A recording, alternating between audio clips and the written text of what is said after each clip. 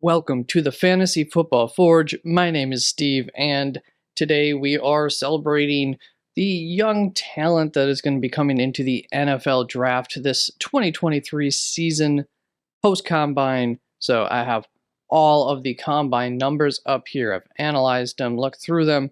I have previous season's data in here. We'll get to that in just one moment. You can find this chart up at the website, www.theffforge.com. There's a link down in the description to that. And in today's video, as you can tell from the title, I will be covering the edge position, and I will be going over 4 prospects that intrigue me. That's probably the best word to say. This doesn't necessarily mean that these are the best prospects that are coming out into the draft this season at each of these positions, but it does mean that they have traits that I really like, that they were drawn to based on how well they did at the combine and their physical traits, their measurements. I thought I had waited long enough for the garbage men to do their job outside, but apparently I had waited just perfectly long enough for them to just start getting going. So sorry if there's any background noise, but we're just going to keep going here. Last season, when I did this analysis, I didn't know a single thing about any of the players coming into the draft last year. I just note that because I just want to kind of give this a little bit of credibility to this process. In this process last year, I found some of these names were the ones that stood out to me. Aiden Hutchinson, Jeremiah Moon, Amari Barno, Keion Thibodeau, Boye Mafe, Logan Hall, and Asezi Otemewu. Just a shout out to Jeremiah Moon. Really want to see him get onto the field next year, but he's with the Baltimore Ravens. So hoping that works out. I really liked a lot of what he had to offer. As I started saying at the top of this video, this is the time of the year to be celebrating these young kids and what they could become. So I prefer to just stay positive for the most part when looking at these prospects. I'm not looking to knock anybody down, maybe a highly touted guy who has some traits that I don't like. That's not the point of this video. The point of this video is to look at things in, if these guys are successful, what are they going to look like? What's their ceiling? That kind of stuff is what I'm thinking about while I go through this list.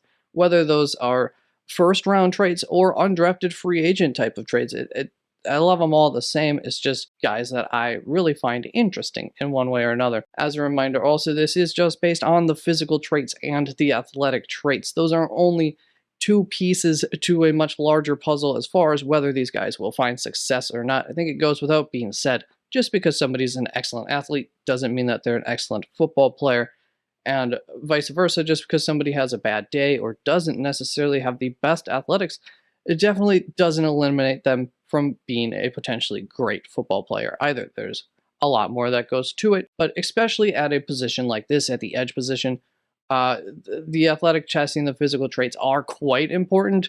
So in that sense, you'll see me sticking to a lot of the guys here who have higher prospect scores. Now, these prospect scores are in no way perfect, in no way any kind of finalized prospect score. Don't put too much weight on them, but what they are is they are the athletics adjusted for how many pounds these guys have on their frame, pounds per inch. That's this number all the way over to the right here. Obviously, then I did do a scoring system, and then I divided like how fast they ran their 40 by that. And that just gave me a good idea of, it helps some guys stick out more than they might have from their pure athletic numbers, or it can even just verify those pure athletic numbers all the more.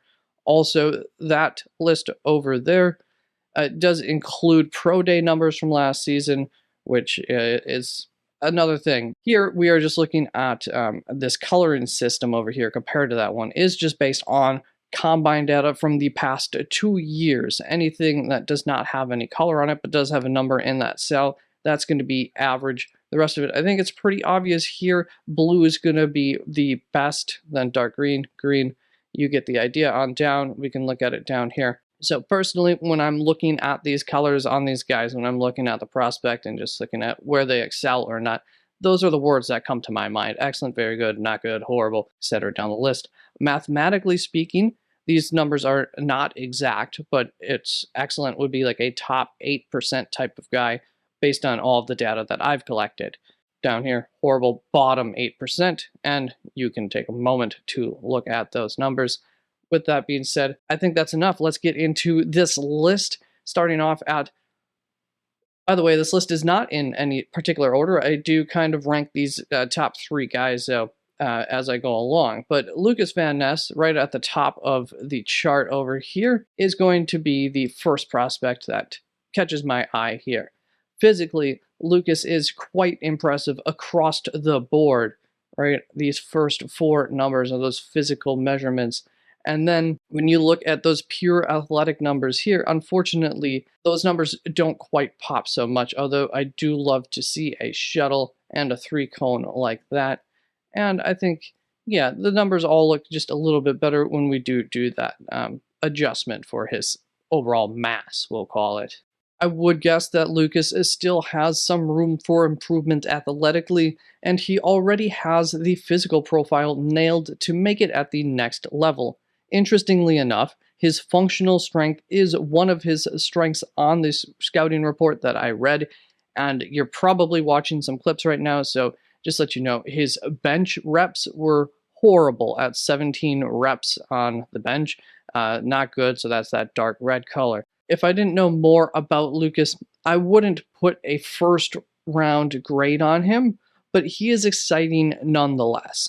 Like I said, I think he has room to grow, but he has the tools to get on the field day 1, which is enough to be a later day 1 or early day-ish 2 guy on its own. He is a very solid prospect. Let's move on to our next prospect, and that is going to be 1 spot below Lukas here with Nolan Smith, who is a 6'2", and quite the opposite of Lukas Van Ness is Nolan Smith. He is a stunning athlete, but unfortunately he is definitely undersized physically. At 6'3", height concerns start to enter the conversation for the position at the edge. And he's 6'2", but I really don't care. I am a sucker for athletics. It's why I do this. I love looking at these numbers. And from a pure athletic standpoint, Nolan jumps off of the page. I would say he is more of a complete outside linebacker prospect than a pure edge rusher. Regardless, I would prefer him over Van Ness. I'm going to give him a late-ish first-round draft grade. Plus, he was one of the guys in this group who stood out in the on-the-field workout drills at the combine. So I'm a big fan of Nolan Smith at this point in the process, at the very least. And that's going to bring us to the next guy on my list, number 3 here, Keion White. Once again, number 3. That doesn't mean he's third, and I will rank him amongst the other 2. Keion White is 6'5". He feels a bit like a Lukas Van Ness light, and to be fair, light isn't fair. He just didn't test in as many events as Lukas Van Ness did, so it's hard to say. I will say one of his strengths in a scouting report that I read on him was quote-unquote freakish athleticism, and his 30 reps on the bench does not shy away from the word freak. So, for now, I'm going to place him right between Nolan Smith and Lukas Van Ness as far as guys that I'm excited about. I could see him jumping up or down a spot either way here on this list. Temporary, things change before we get to draft day, but I'm going to toss a tentative first/second round draft grade on him as well. I really think that he's a very solid prospect here. And now let's move on to the next prospect here with Ochaun Mathis, so 1 spot below. I promise not every position. If you saw the D-line video, you already know that. I'll dip down all the way to the bottom here. But this is how the edge worked out. At 6'5", Ochaun Mathis is a guy who I'm finally... These are the guys that I like. These are the guys who he is not expected to get... he's projected in the 4th round or later. I don't remember what round he's projected in, but these are the guys that I like once we get into these 4th rounders or laters. Maybe by the time we get to draft time, that's higher. Maybe other people like the numbers that we saw at the combine as well as I did, and that could move his stock up from where it was prior to the combine. I'm just a big gem hunter, so this is where I thrive. I like these guys. And physically, Ochaun, he is right there with Lukas Van Ness and Keion White. He even has longer arms, which I think is very important, to the point where I probably overrate that trait. His athletics, unfortunately, don't pop off of the page, but if the edge spot does not work out so well for him, I think he could put on a few pounds onto his frame, and then he could work out as more of a traditional defensive end in a rotation on passing downs. That could be a very good future spot for him as well. If I'm a coach and I believe in my ability to coach up, this kid's got a toolkit that I would be more than happy to work with. I was able to find some nice tape on him that you should be watching already that was not strictly a highlight reel, and it's easy to see why he isn't a day 1 or day 2 guy, but I would not be surprised to see his name called early on day 3. I dig the tools that this kid's working with. And then that's going to bring us out of the main guys and into some notable names. And unfortunately, I only have one notable name this year at the edge. Some of the bigger names that we all know didn't necessarily test, weren't on the field there. But DJ Johnson does stand out a little bit for me on this list. 4th down from the top there. I don't know that I have much to say on him. You know, a good bench, good 40, good 10 split. Really like all of that. And for his size, those numbers work out pretty well as well.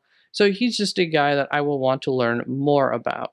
And if you have any kind of intimate information on any of these guys, you know, if you watched them while they were in college, all 3-4 years, you have any opinions on any of the guys, that any insights, maybe that's the word I wanted to say, on guys that I didn't cover. I'm trying to learn here about this draft class, so you know, share that information with me. I'm happy to get in a conversation about any of these guys. I will look into some guys if you have someone that you think I should get my eyes on, and if you disagree with anything that I said in this video as well, share that in the comments. But now we're just going to, before wrapping this up, jump into something that I definitely won't be doing for all of the positions, but maybe a little bit more than I did last year, just looking at a couple of guys who really didn't impress me with the, specifically here is going to be with the on-field workouts. Yeah, like I said, this isn't something I like to focus on, but for whatever reason, there weren't a lot of names that stood out as like, oh my god, they really stood out in the on-field workouts. There were more so names, at least the ones that I remember from while watching it, because I didn't write every name down like I should have, that stuck out, and not in a good way. And those names are Tyrus Wheat, Nick Herbig, and Thomas Incoon. I think of those 3, Tyrus Wheat is the biggest name as far as a prospect. And there is also one other name that stood out, and that is Lonnie Phelps. And to be honest, I'm not 100% positive. It's possible that he stood out in a good way, but I don't think it was. I think he was not impressive, but I have fond memories of him because every time that he would come up for a drill, I would be like, Lonnie, which if you don't recognize that, which I don't blame you, that would be my attempt at sounding like Donald Pleasance from the movie Halloween when he tries to get Lonnie Elam off of the porch of Michael Myers. I always think that that line is so funny. He's like, hey, Lonnie, get your ass off the porch. Well, more like, hey, Lonnie. And how he says Lonnie just always makes me laugh. And so I guess don't know too many Lonnies, because as soon as I saw this Lonnie, that just popped in my mind. But on to the linebackers in the next video. We'll call it there.